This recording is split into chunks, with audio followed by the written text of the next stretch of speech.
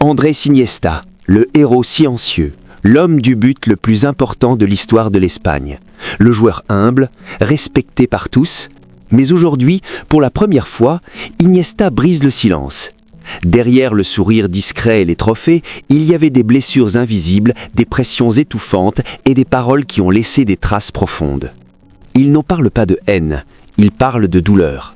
Aujourd'hui, Iniesta révèle les 5 personnes qui ont le plus marqué les jours les plus sombres de sa carrière. Et ce que tu vas entendre pourrait bien changer ta vision du football à jamais. Avant de commencer, abonne-toi si tu aimes les histoires humaines derrière les légendes. Ici, on ne parle pas que de football, on parle de vérité. 1. Arturo Vidal, le choc des personnalités. Arturo Vidal est arrivé au FC Barcelone comme une déflagration.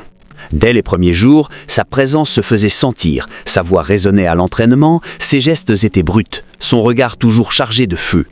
Vidal venait d'un football de combat, d'intensité permanente, où l'on impose le respect par la force, par le caractère, par le bruit. Il jouait comme il vivait, sans filtre, sans retenue, avec une énergie presque incontrôlable. Pour lui, un leader devait se voir, s'entendre, s'imposer. Andrés Iniesta, lui, incarnait tout l'inverse. Il était le silence dans le chaos, le calme dans la tempête. Il n'avait jamais levé la voix pour commander, il n'avait jamais frappé du poing sur une table pour se faire respecter.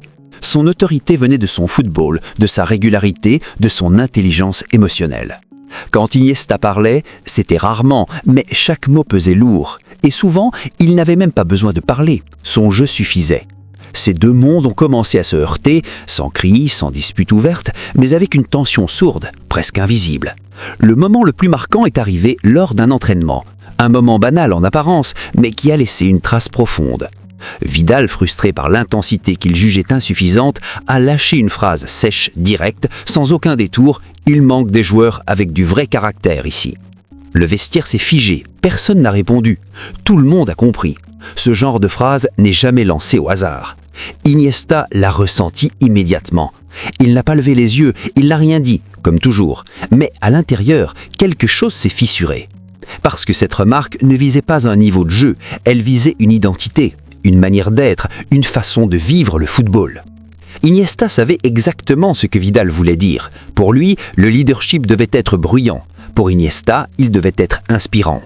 Et pour la première fois de sa carrière, il a senti que sa manière d'être pouvait être perçue comme une faiblesse, presque comme un défaut. « Je n'ai jamais eu besoin de crier pour diriger », dira-t-il plus tard, avec cette voix douce qui contraste tellement avec la violence du monde qui l'entourait. Le plus douloureux n'est pas venu ce jour-là, mais plus tard, en dehors du terrain, devant les caméras.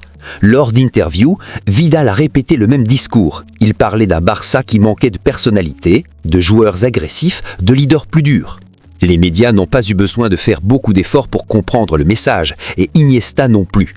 Ce qui faisait le plus mal, ce n'était pas la critique en elle-même. Iniesta avait connu des critiques toute sa carrière. Ce qui faisait mal, c'était leur origine.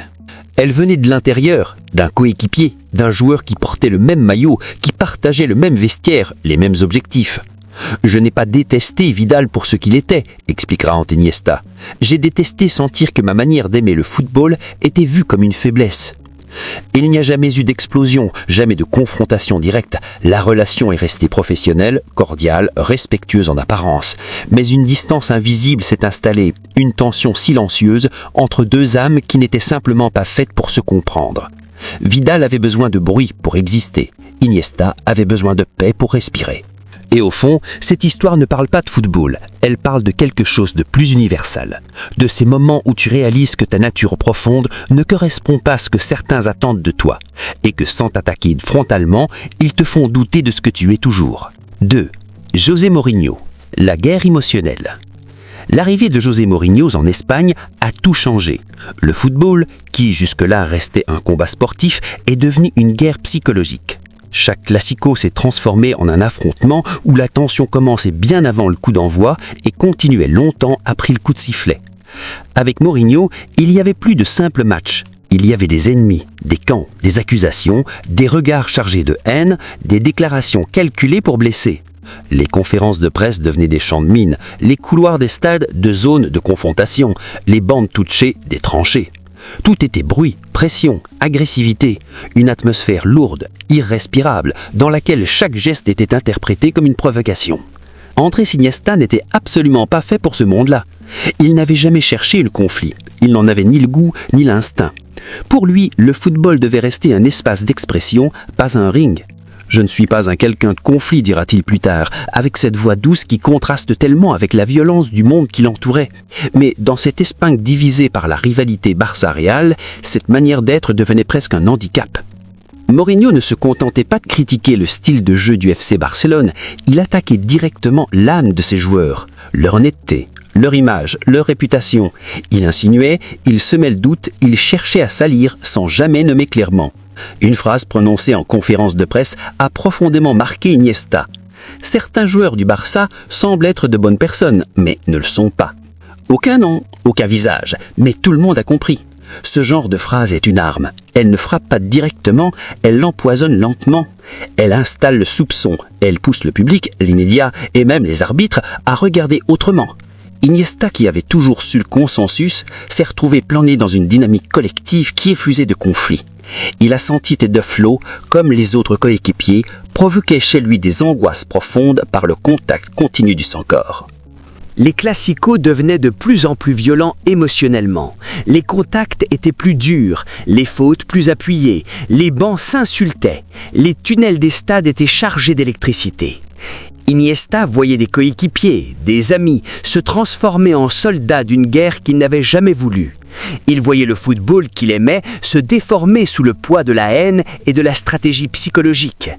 Ce n'est pas Mourinho, l'entraîneur, qu'Iniesta a rejeté. Il reconnaissait son intelligence, son talent tactique, sa capacité à gagner. Ce qu'il ne supportait pas, c'était le climat qu'il imposait. Ce bruit constant, cette pression qui ne s'arrêtait jamais, cette impression de devoir se défendre en permanence, même quand on n'avait rien à se reprocher. Iniesta avait besoin de calme pour exister, de sérénité pour créer, de silence pour être lui-même. Et dans cette époque dominée par la confrontation, le clash et la provocation, cette paix lui a été arrachée.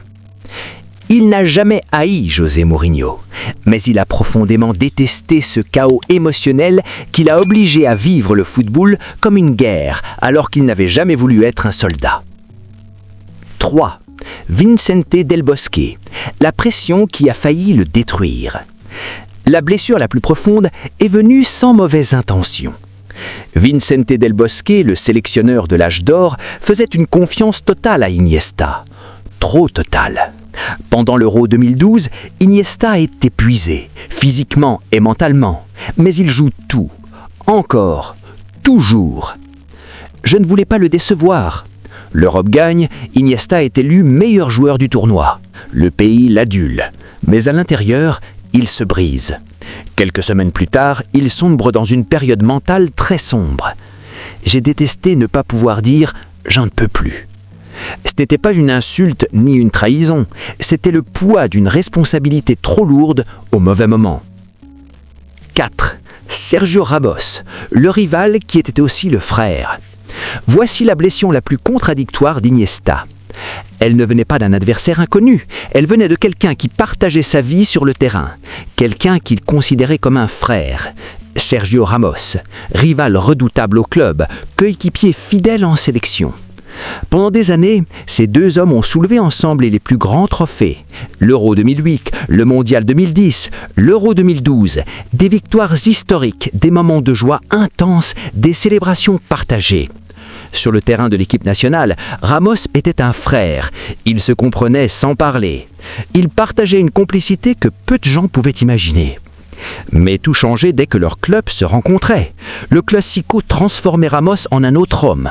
En club, il devenait un adversaire prêt à tout, un joueur capable de tout pour gagner, même au détriment de ses relations.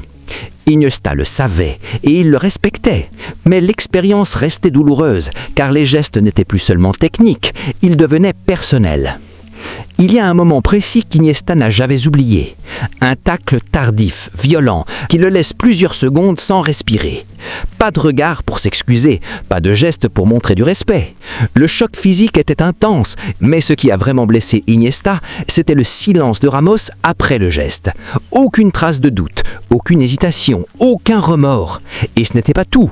Après le match, Ramos laissait des phrases dans les médias qui résonnaient comme des critiques indirectes. Il insinuait que certains joueurs du Barça exagéraient, qu'ils étaient protégés par les arbitres. Les mots étaient choisis pour semer le doute, pour créer un récit où Iniesta pouvait sembler vulnérable. Mais Iniesta n'était pas un acteur. Il n'avait jamais simulé une faute, jamais menti pour obtenir un avantage. Son football parlait pour lui. Et pourtant, face à ces mots, il se retrouvait confronté à une réalité dure. Il devait séparer l'ami du rival, le frère du concurrent. Il devait passer d'une complicité humaine à un affrontement impitoyable. Et tout cela en quelques secondes. C'est là que réside la contradiction. Aimer et respecter un homme hors du terrain, mais ressentir sa froideur et sa brutalité sur le terrain comme une blessure profonde. Iniesta n'a jamais haï Sergio Ramos comme personne. Il n'a jamais nourri de haine contre lui. Mais il a profondément souffert de cette double réalité, où un ami pouvait devenir un ennemi, où le respect pouvait être mis à l'épreuve dans les instants les plus violents du jeu. Chaque classico laissait des traces invisibles, des cicatrices que le temps ne pouvait effacer.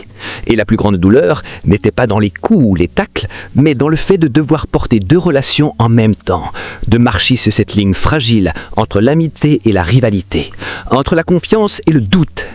Iniesta a survécu, mais ses mamans lui ont appris que dans le football, comme dans la vie, les véritables blessures ne sont pas toujours visibles. 5. Cristina Cumbero. La presse, la blessure invisible. La première blessure n'est pas venue d'un tacle, elle est venue des mots. Cristina Cumbero, journaliste influente du journal Sport, a été la première à faire sentir à Iniesta qu'il n'était plus intouchable.